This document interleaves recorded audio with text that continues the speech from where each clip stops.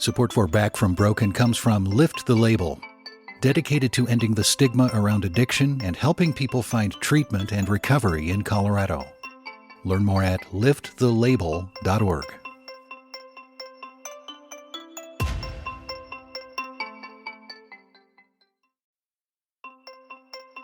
Support for Back from Broken comes from the University of Colorado Anschutz Medical Campus, committed to creating endless possibilities for medical discoveries. Learn more at possibilities-endless.com.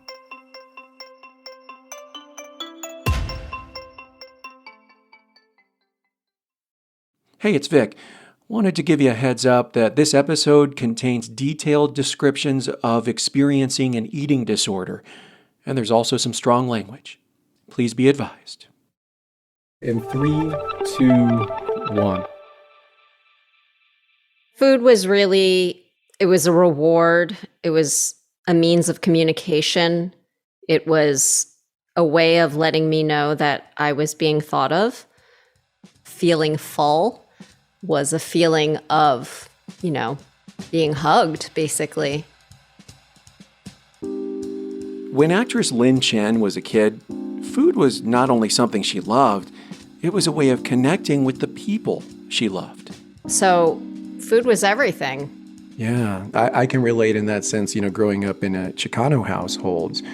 Grandma and my mom making tortillas from scratch, tamales, like food was warmth in my household. And they wanted you to eat. My family wanted you to eat. What were your parents like in that regard and just in general? Yeah, absolutely the same. Very similar. We would be making, the dumplings from scratch. And there was definitely household gatherings where everyone would gather around the table, cooking and then eating. And I just remember a lot of chopsticks reaching for the communal meal and putting them on my plate. I'd finish one dumpling and then there'd be 3 more. So Lynn quickly learned to clear her plate. But as she grew up, her relationship with food got more and more complicated. And it started to resemble something that I'm very familiar with. When I hear the word binge, as you may know, I'm in recovery from drug addiction, and binge drinking and binge drug use is something I know. I lived it. And it's similar. It would be kind of like a covert activity, and you would plan around it. It would both make you feel really good and also cause a lot of pain. Yeah, absolutely. For a long period of my life when I was binge eating, in my youth, I really did not believe that what was happening to me or my behavior was anything out of the ordinary. Mm-hmm. That was just, how I go about with my life. I think what changes it into a problem is the shame and the guilt, like you said, with the hiding and the manipulation of your entire life because you're so consumed by the idea of another binge.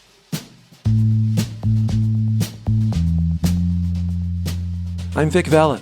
I'm a journalist, a storyteller, and a recovering drug addict.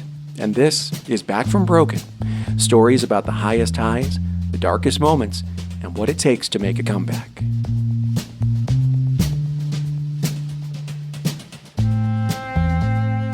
On today's episode, you'll hear a story about overcoming an eating disorder.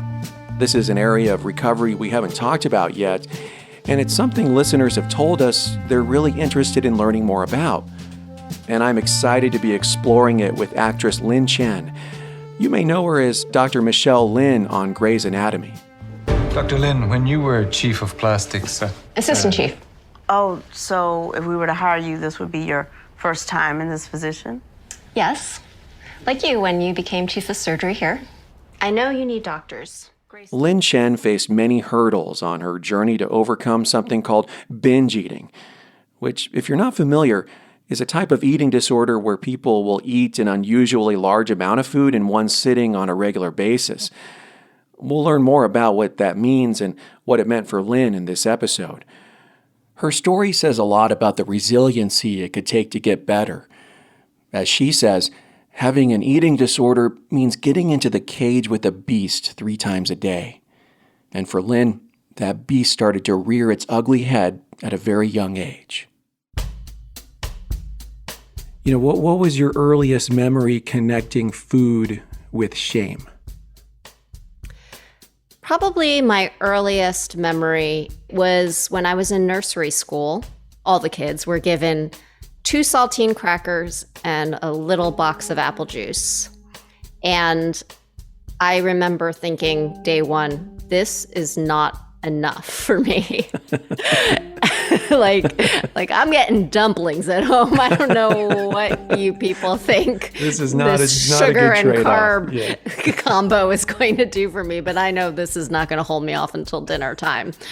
And I remember after, a week or so, I learned to try to make it last, taking tiny sips of my juice and eating the saltines from the sides, very small nibbles to try to make the experience last as long as possible. And one day I saw my teacher. I saw that she had some cookies or some sort of snack that she was munching on in the corner while we were all eating our saltines. And I thought to myself, well, that looks delicious. And, when we were dismissed from our snack, I wandered straight up to that table, and I remember climbing up on the chair to see what was there, and she caught me right away and was like, "What are you doing?" And I think this is when I first learned to lie about food. About okay, what am I going to say? Of course I wanted it.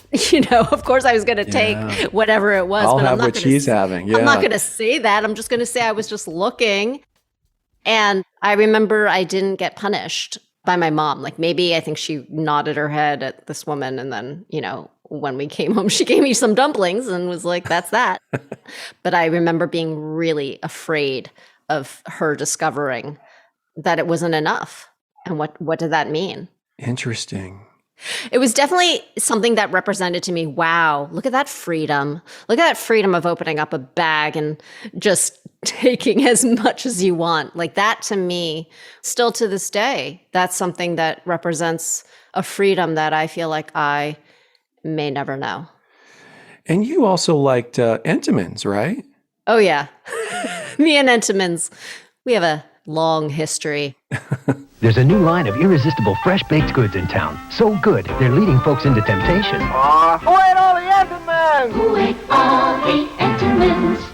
Someone at the Entenmann factory knew how to bake something that tasted to me what I imagined a parent who stayed home and baked for their children was like. So Entenmann's, the fact that you could go into a store and really cheaply purchase a whole entire box of cookies or a Danish or whatever it was, and just consume it and share it was, to me, such a beautiful thing.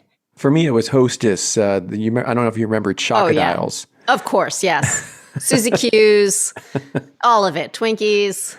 Yeah. Well, they were a novelty to us, because our parents made good food, but they didn't make anything like that. No. They didn't make Twinkies. No, they sure didn't. It was also kind of like a superpower, of knowing that I was so small and weighed so little, but yet I was constantly eating. And no matter how much I ate, it didn't seem like I was going to gain weight. Yeah. That was something that not only others commented about, but my mother really was very vocal about.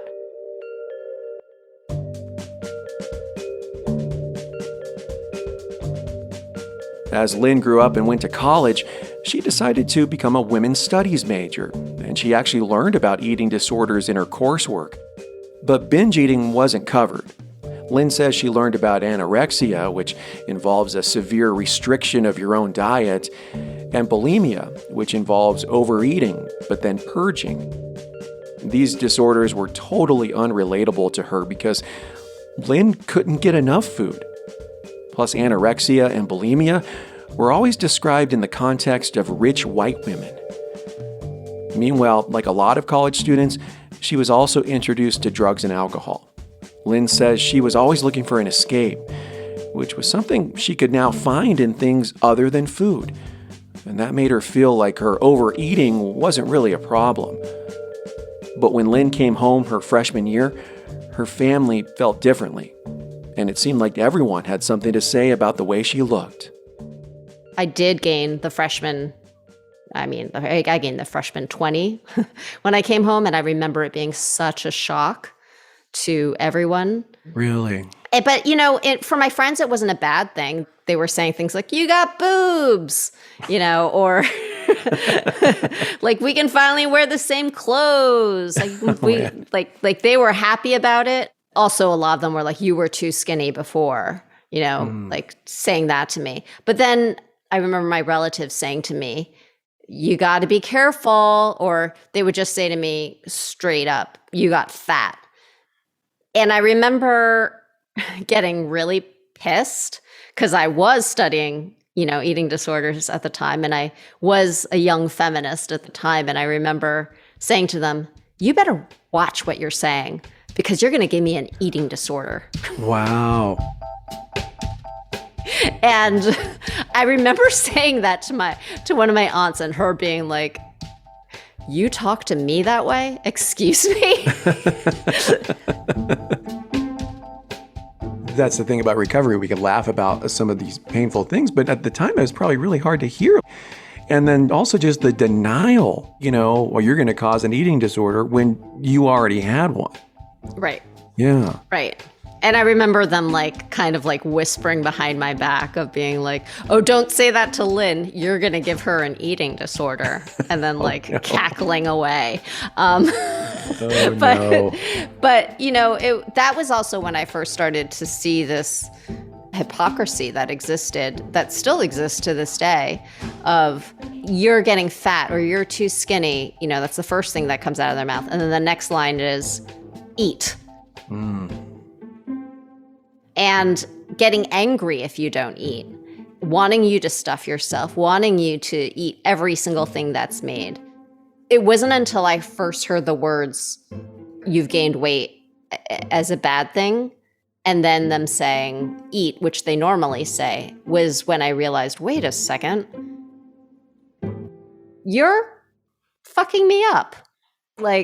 This is not cool. What's happening. And it wasn't until I realized there's a little bit of pressure on me not to keep gaining weight. But at the same time, you're really not helping. And you've never helped, in fact. Lynn went back to school and finished her degree. And after graduating, she started to seriously pursue her acting career. She landed some small roles on TV shows like Law & Order. And in 2003, she got her first recurring role. It was on the soap opera, All My Children. I really appreciate how big you're being about this. Oh, please don't be gracious. You're actually giving me the creeps. But are you going to let Henry off the hook? I mean, it's not like you weren't equally guilty. Oh, I do not need your play-by-play. Right. The point is... But this wasn't a very good period for body positivity. Lynn remembers reading tabloid headlines about super skinny women who were labeled lollipop heads. And when an actress gained weight, she was also publicly shamed. Lynn watched All My Children to prepare for her new role and realized that the other women on the screen were very slender.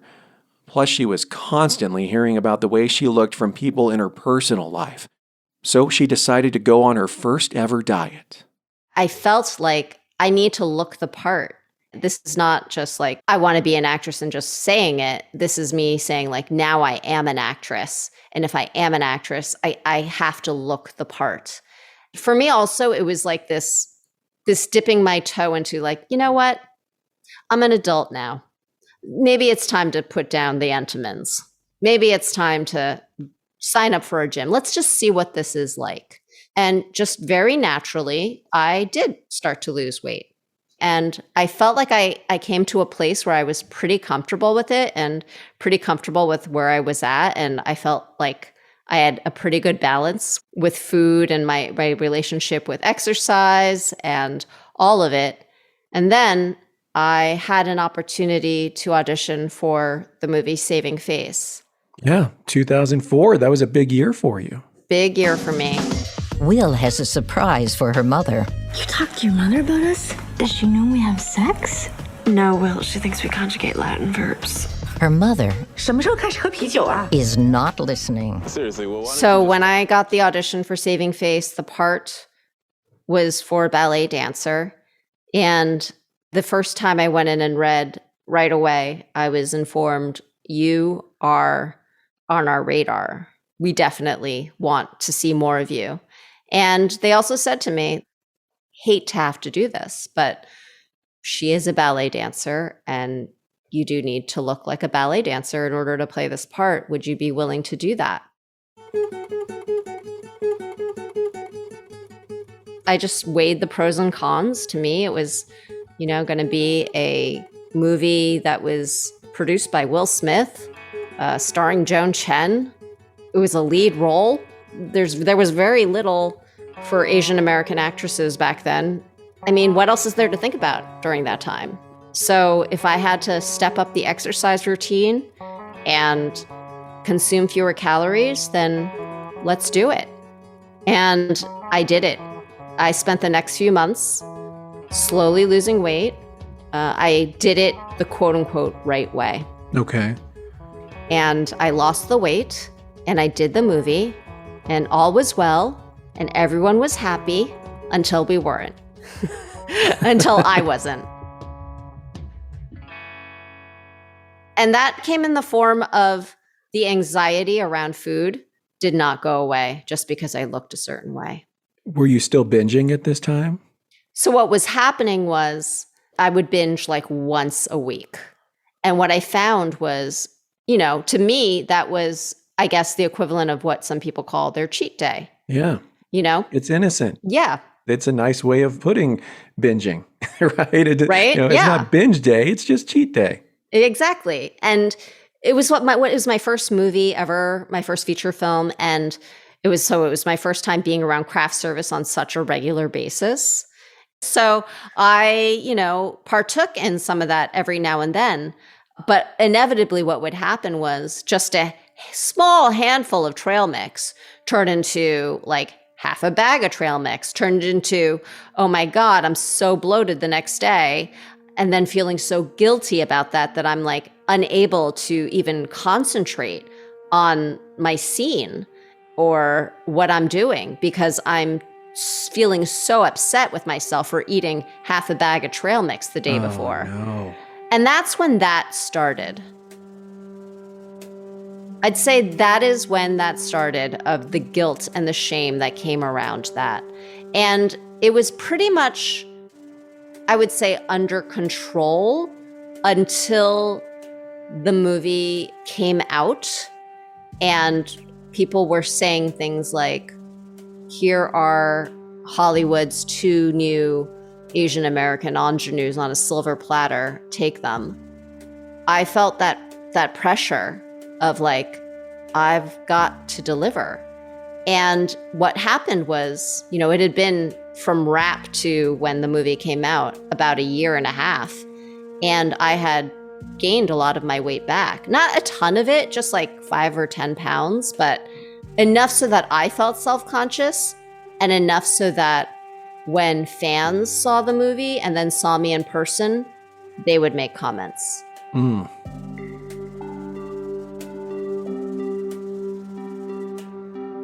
I had a lot of fans from Asia who felt, I think, that I represented something, especially to the lesbian community, because this was the first movie that had 2 Asian lesbians in the leading roles.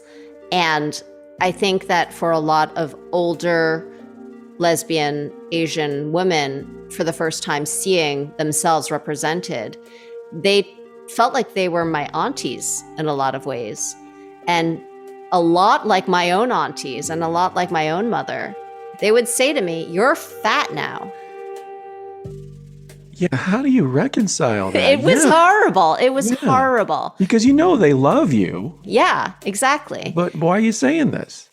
And to me, like, I think that they were trying to do me a favor. Like, hey, we love you. We want to see you in more films. We want to see you on TV more. So, like, you need to look like you did in this movie. You can't be what you are right now. And I mean, it wasn't constant. It was, just a comment here or there that would just like infiltrate all my thoughts in between all of the wonderful things people were saying, of course. And during that time, it's definitely when my weight began to really fluctuate because the binge eating was starting to become this monster.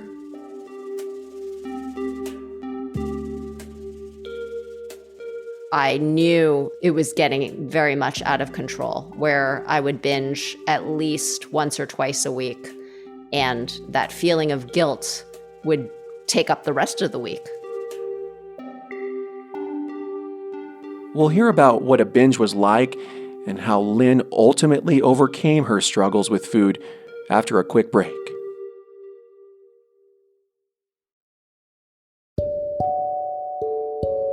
Hey, it's Vic. I really appreciate you being a Back from Broken listener. It means a lot. Now, can you do me a favor? Can you take a moment to find Back from Broken on whatever podcast app you use, like Apple Podcasts or Spotify, and give us a like, a rating, and even a review? If you think what we're doing matters, if you think it's important to talk about recovery with compassion and hope, all you got to do to help spread the word is like, rate, or review this podcast. It really does help other people find Back from Broken. Thanks for listening, and thanks for supporting podcasts from Colorado Public Radio.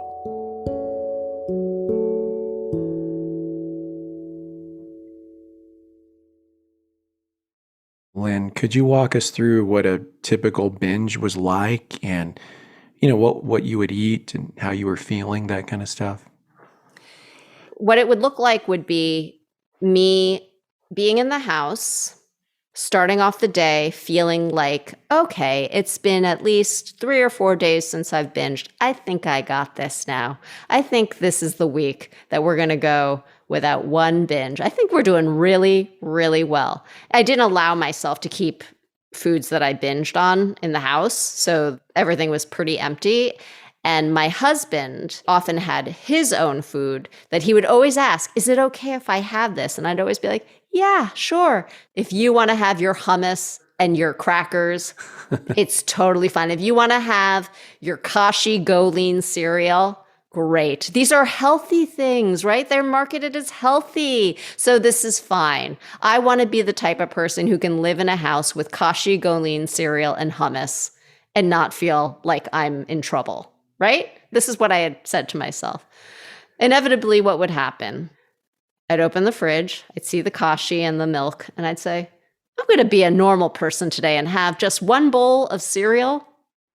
I'd sit, eat it, try not to have any distractions as they tell you not to, chew my food thoroughly, feel like I got this under control.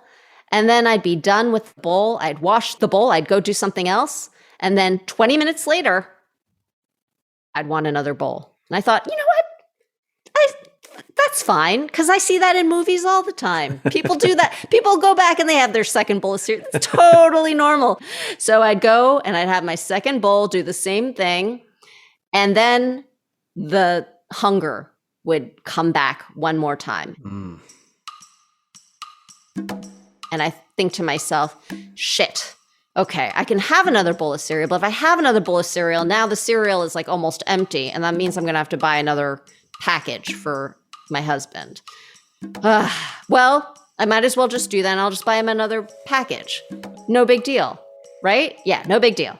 So by this time, I'm no longer pouring it into a bowl and adding milk. I'm just hoovering it straight from the box into my mouth, and that's when it hits me. You are going to binge. And if you're going to binge and you're going to go to the grocery store and buy other things, well then, while you're at the grocery store, we might as well see what else is there. Maybe our old friend Entenmann's is there. Let's see. Then I would cancel the rest of my day because I was like, I'm definitely going to be sick later on. So whatever dinner plans I have later on, I am going to cancel now so I can just be splayed out on the couch. You're off to the races. I'm off to the races. I'd go to that grocery store. I'd buy the kashi. I'd buy whatever else I wanted. While I was out on the street, why not? Let's go get some pizza and ice cream. eat it on the street as I was walking back, come home, eat everything I had bought, plus finish off the kashi to the point where my husband couldn't tell anymore. At this point, I would definitely start to feel sick. It wouldn't even be like noon or 1 p.m. and I'd already be feeling very sick.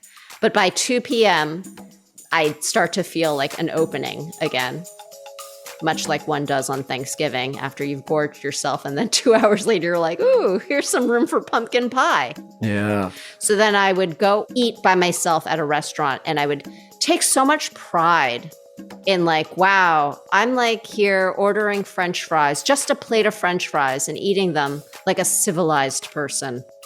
When really what I want to be doing is like eating the entire plate plus, a grilled cheese sandwich plus some pancakes. But I'm being very civilized by ordering these French fries and only eating half of them.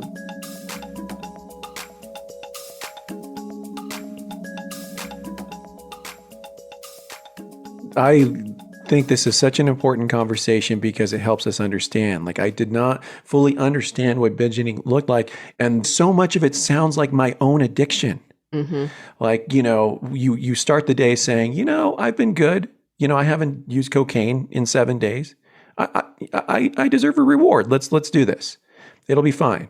And then it's 1 line, and then it's 2 line, and then it's a gram, and then it's an 8 ball, right? It just doesn't end. Mm-hmm.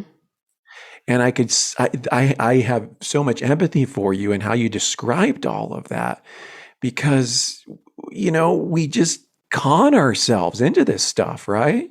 Yes, it's a lot of not only self-talk and self-soothing, but self-manipulation. Yeah. Comparing it to like the perception of what? The perception of how it might look to others, but really like no one's looking. Yeah. So it's like just like this voice in your head that's telling you something that everyone's looking at, but really knowing full well that the only person that's living with it is you. Lynn knew that she needed a change. She says when the binge became a familiar friend who would visit her at least once a week, she tried seeing an eating disorder specialist. But that just wasn't doing it for her. Even in therapy, Lynn was really struggling to overcome her binge eating. And she says part of what made it so hard to overcome the binges was the feeling that she was getting away with it. Outwardly, she still seemed like she had it all together until things changed in her career. My manager called to tell me that my agents had dropped me. And then in the next sentence, they said, and we're going to drop you too. And that double whammy at the same time, I remember I had just booked a few jobs, small jobs, but a few jobs. And I had been like maybe binge free for 2 weeks. So I really was feeling good about myself. Like I was on the right track.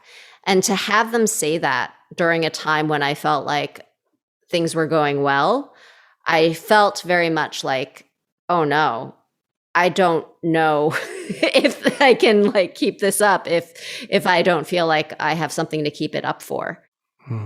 I decided I'm not going to go look for another agent and manager. I know I can get one, but I also just am feeling super burnt out. And I want to see if I was not to be in an industry that was so focused on the way I looked. And also I was at the age where I was feeling like, oh, I think I need to start thinking about having children if I really want to have children. All of those things coming at the same time said to me, I need to have some sort of a life change.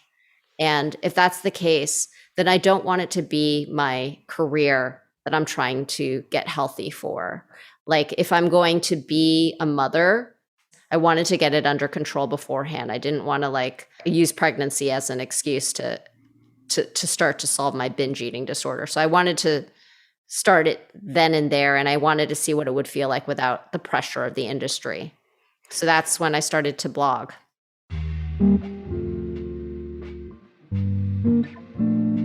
And this was the Actor's Diet blog, right? Yeah. I started this blog where I started to take stock of every single thing that I ate on a regular basis, photographing it, and sort of like a journal, an everyday journal of every bite that I took. And when I started doing that, I stopped restricting what was in my house. I allowed myself to have the hummus, the kashi, and the Entenmann's, all of it. And the blog was also helping to keep you accountable, right? Yeah. A lot of that, honestly, was not only to keep myself accountable, but to let the other people who were worried about me know that I was okay, especially my parents. In their minds, I think that they, were like, okay, we don't have to worry about her. And it was my way of communicating to them that I was okay. It was your way of communicating to them on a subject that it was hard to talk about before. Yeah. I mean, there was therapy there. Absolutely. Finally, her clinical therapy started to make a difference too. Lynn learned to change her relationship with food. She stopped labeling things as good or bad, and she started eating intuitively. She got in touch with what it felt like to feel full, both in her stomach and in her life. And her blog ended up being one of the most important tools she had. It was during the time when hardly anyone was blogging, so it was really the wild, wild west of the online community. This is before people even had camera phones. So if I wanted to take photos of food, I had to, actually whip out a camera and do it. And people were like, what is going on? When I did that. But at the same time, it completely changed my relationship to food because suddenly it became this exciting subject. And rather than having an obsession over the calorie count of something, it suddenly became, oh, how can I photograph this or make a dish that has never been done before or that I've never seen done before? How can we make this happen? And the more that happened, the more opportunities started to arise where I was eating food for free. Companies started sending me food to blog about. Suddenly, it was this crazy overabundance of food. Lynn finally had the breakthrough she needed with her binge eating. It didn't happen overnight. She says it took a long time to finally feel like she had really overcome it. But the progress she was making was exciting. Unfortunately, she could never stop other people from commenting on how she ate or what she looked like. And in the early days of the blog, that proved to be especially difficult. Initially, I gained a lot of weight. I'd probably gained about 20 pounds. At the same time, I was trying to get pregnant. And I remember a lot of people thinking that I was actually pregnant. The fact that I was no longer acting, the fact that I had gained weight, the fact that they knew that I was trying to get pregnant. People were congratulating me. It was actually shocking. Wow. People could be so clueless. I'm so sorry. Yeah. I remember being like, wow, this is painful. You actually ended up having a hard time getting pregnant. Yeah. I was at war with my body for the infertility and the getting over the eating disorder. I was very upset at my body already. So I wanted to take other people's opinions out of the equation because I knew that had been so much a part of how I treated my body in the past. So it became a callus that I was developing, this armor that I was building up. Because if they could say horrible things like that to me and I could not go home and binge, that meant I was winning. And slowly but surely that started happening. It started happening with the blog too, when I heard negative comments, I just stopped caring what other people thought. Yeah. And it was starting to take off. It was successful. It came to the point where it was my former self as a binger, her worst nightmare and greatest fantasy come true. Here, we're going to just bring food to you and you're going to eat bites of all of it and tell us what you think. and it's all going to be free and it's going to be the best. And I had that for almost 10 years. And in having that simultaneously while dealing with my infertility issues, all of that really changed just the way that I looked at food and how I consumed it, but also how I treat myself and my body, and how I really don't allow others, including my family, dictate how I'm going to eat, when I'm going to eat, and how much of it I'm going to eat. That's great. And it also became exciting, especially as it was no longer even eating disorder focused and more about just celebrating food. Food really became so much fun for me. And in a way that was no longer scary or anxiety ridden, it just became my best friend. And after all that time struggling, food also became a big part of Lynn's livelihood. She continued to write the Actor's Diet and create content all about food. And in writing about the subject for so long, Lynn realized there was a gap in what was being talked about. She started a second blog with a friend who had also recovered from an eating disorder. They called it Thick Dumpling Skin, and it was all about creating a space for Asian Americans to talk about this issue. But then in 2016, things changed again. Lynn wasn't feeling well physically. She was having some stomach problems and was breaking out in rashes. Ultimately, she was diagnosed with celiac disease, a severe gluten intolerance, which means she couldn't eat any foods that had wheat. And for someone who literally eats for a living, it was a huge blow. I really went through a mourning period because food was my identity, and so much of it revolved around, wheat. But when I found out about it, I think that because of everything I had gone through already with the eating disorder and with the infertility, I just sort of looked at it as this new challenge that was going to be in my life. And I was just determined to not let it take over. I'm just determined in general to never let anything take over in the same way that the binge eating disorder had taken over my life.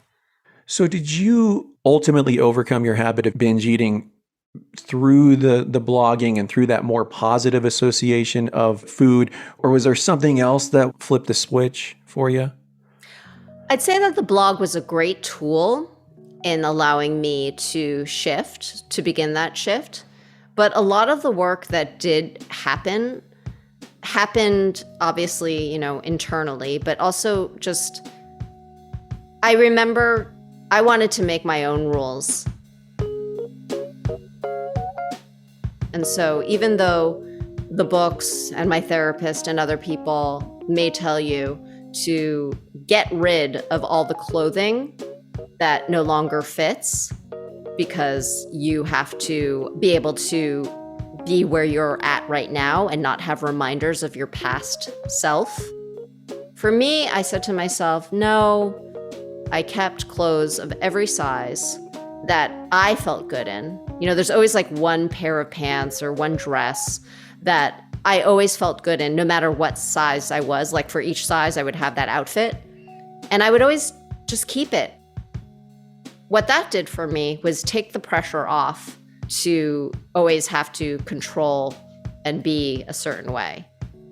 It just said to me, no matter who you are, no matter what size you are, I'm still going to make sure you look great and that you feel great. Coming to peace with your body. Yeah. Learning to truly be at peace with my body came in this form of being at peace with all of it. And that included the fact that I have infertility. It also coincided with the frustrations of my career. And I think just this general feeling of why me,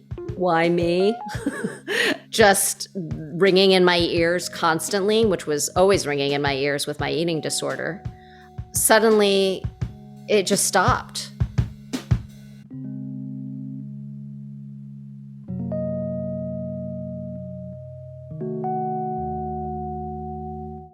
I realized, I don't know why, but it's happening.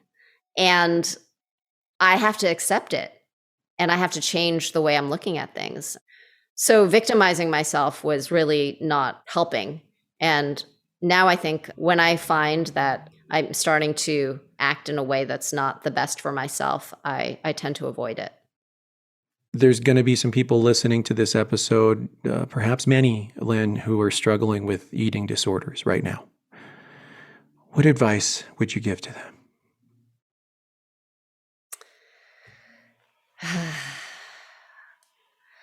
I just want people to know when they're feeling like I've done the work and I'm just still so deep in this hole. I don't know what the journey will be to get out of that hole, but I know it's possible because I've been there several times. And being kind to yourself during those moments is just so important. I always tell people, have compassion for yourself. And, as long as you're above the ground, you got a chance. There's still hope. Absolutely.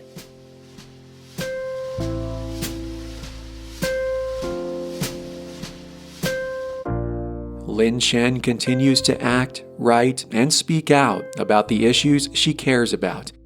She even stepped into the role of director for her latest film, which she also starred in, called I Will Make You Mine.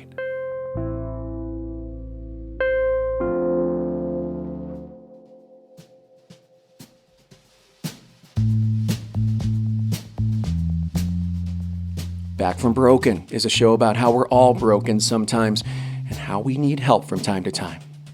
If you're struggling with an eating disorder, you can find a list of resources at our website, backfrombroken.org.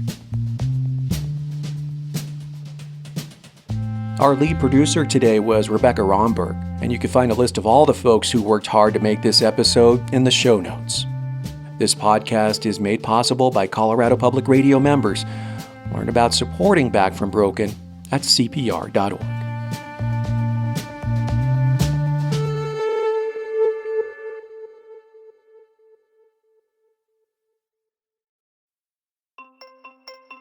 Support for Back from Broken comes from the University of Colorado Anschutz Medical Campus, committed to creating endless possibilities for medical discoveries.